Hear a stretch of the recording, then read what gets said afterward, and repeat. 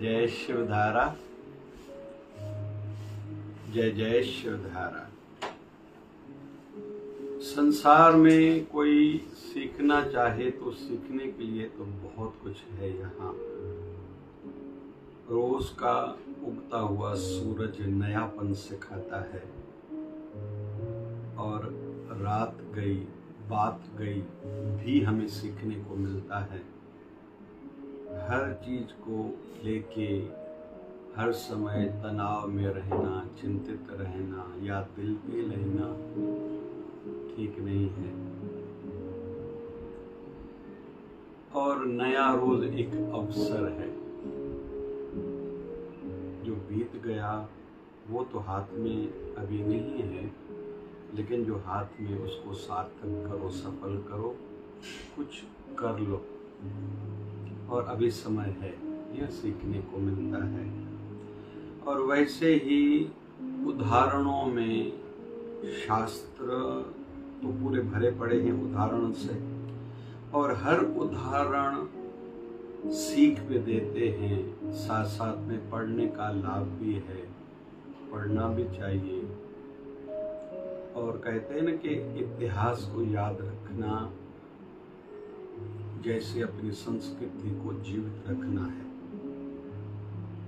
साथ साथ में पुण्य भी मिलता है।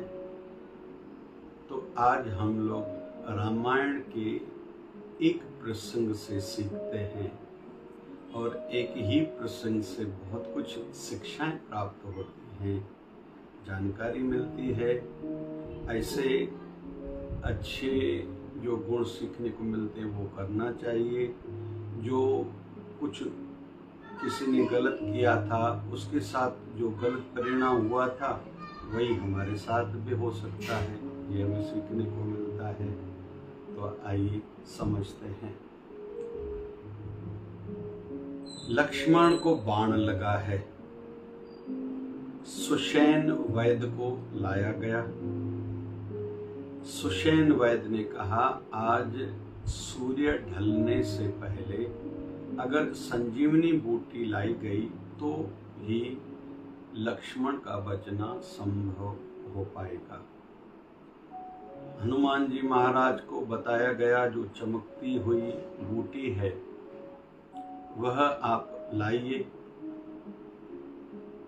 हनुमान जी महाराज गए हैं, वहां पूरा पर्वत ही चमक रहा था, तो पूरे पर्वत को अपने हाथ पर उठा के उड़ रहे हैं। यहाँ से हम लोग प्रसंग को समझ रहे हैं। हनुमान जी महाराज के मन में भाव जगा के मैं राम जी के विशेष कार्य के लिए आगे आया हूँ। लक्ष्मण जी बच पाएंगे, राम जी प्रसन्न होंगे। मन में कहीं तो भी अहंकार का भाव जगा। युगायुग उस समय वह अयोध्या के ऊपर से उड़ रहे थे। नीचे भरत जी खड़े हैं, उनकी नजर गई, कोई राक्षस तो नहीं है कि इतना बड़ा पहाड़ लेके उड़ रहा है। नीचे से उन्होंने तीर चलाया है, जो हनुमान जी महाराज को जाके लगा है, और पर्वत से हनुमान जी महाराज नीचे आए हैं। मुख से श्री राम का नाम उच्चारण हो रहा है। और भरत जी को आश्चर्य हुआ, यह कौन है? हनुमान जी महाराज ने अपना परिचय दिया है, मेरा नाम हनुमान है, मैं राम भक्त हूँ।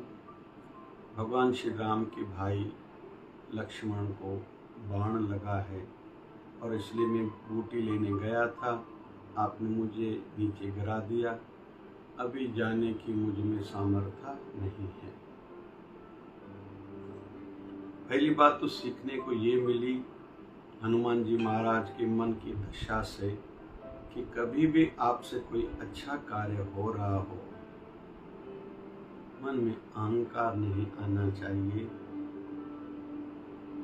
उस समय मन में यह विचार आना चाहिए कि प्रभु ने मुझे इतना योग्य लायक बनाया है कि मेरे माध्यम से कोई कार्य सिद्ध हो रहा है, ये प्रभु की कृपा है। मैं वैसे उतना योग्य नहीं हूँ।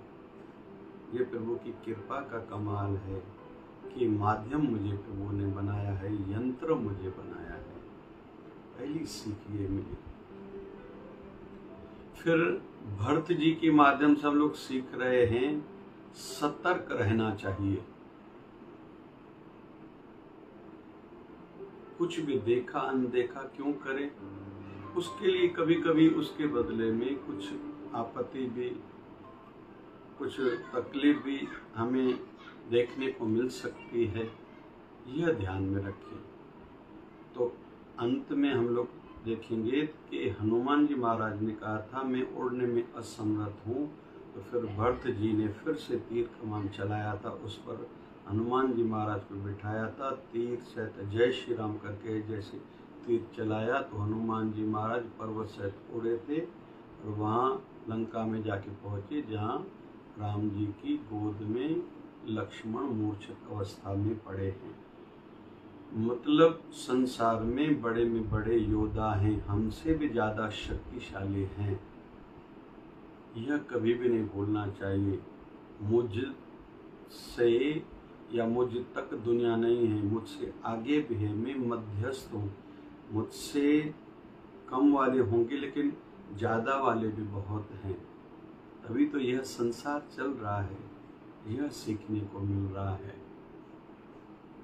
मैं एक अंग हूँ, पार्ट हूँ, एक चेन का एक जस्ट अंग हूँ। एक चेन से, इकोसिस्टम से दुनिया चल रही है। केवल मेरे माध्यम से दुनिया नहीं चल रही, भले मेरा परिवार क्यों न हो।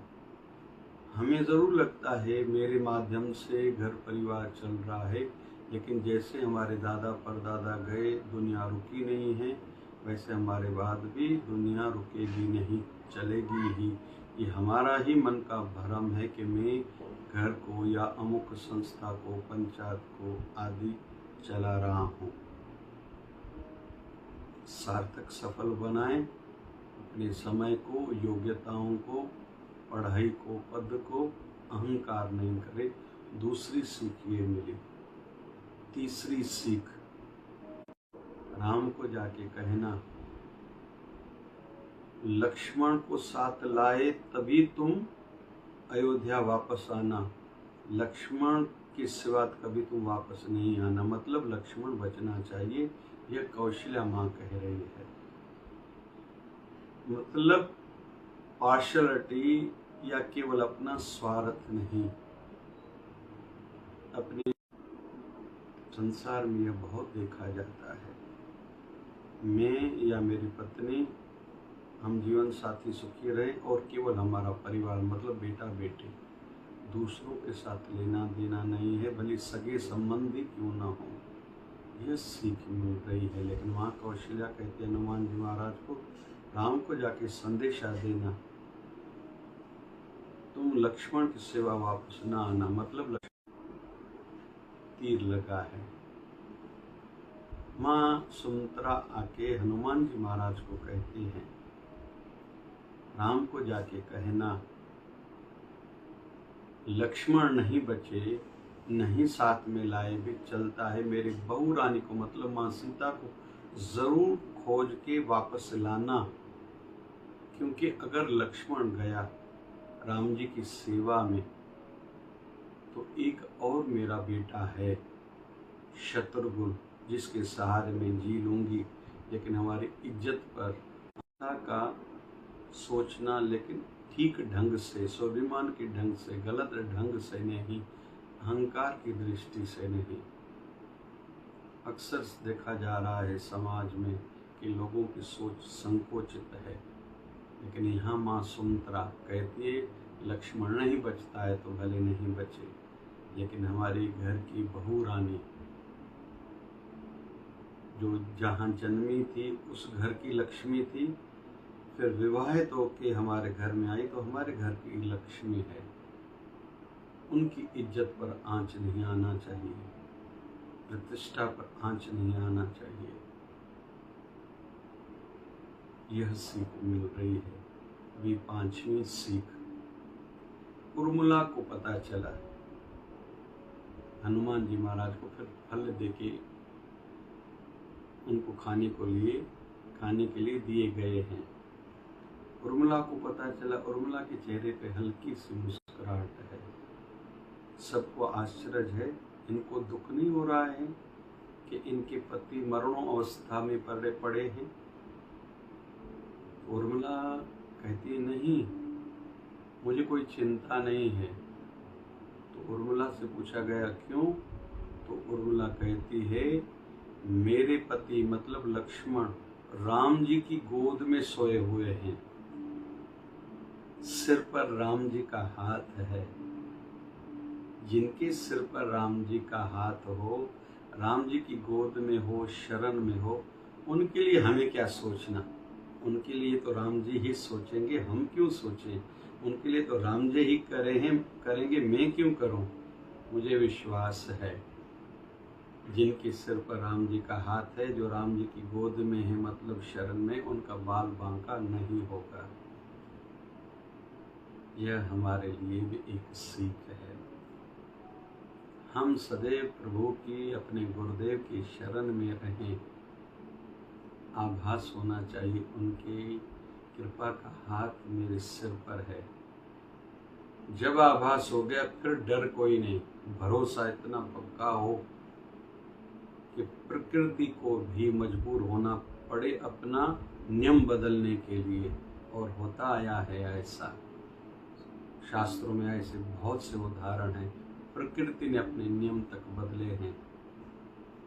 सत्यवान के प्राण तक निकले थे, लेकिन उसकी पत्नी ने यमराज से भी उसके प्राण लौटा के उसके शरीर में यमराज ने प्राण डाले थे। हमारा हिंदू धर्म ऐसा शास्त्र उदाहरणों से भरा पड़ा है।